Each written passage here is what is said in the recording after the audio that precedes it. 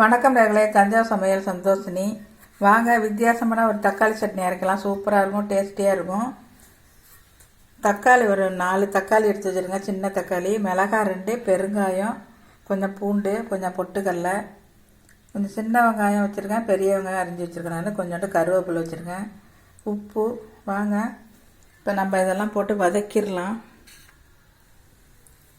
அடுப்பை ஆன் பண்ணி கடாய் போட்டிருக்கேன், ஆயில் ஊற்றிருக்கேன். இப்போ நம்ம இதெல்லாம் வதக்கிடலாம்.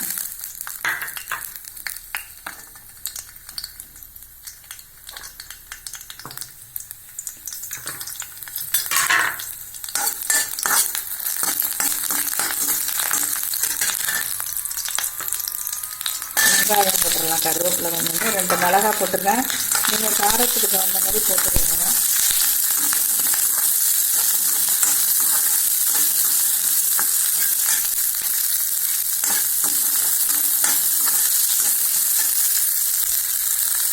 இது வந்து தக்காளி போட்டுடலாங்க,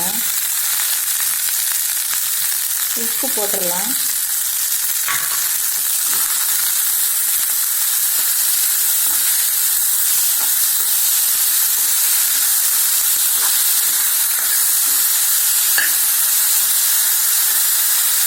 பொட்டுக்கடலையும் போட்டுடலாங்க.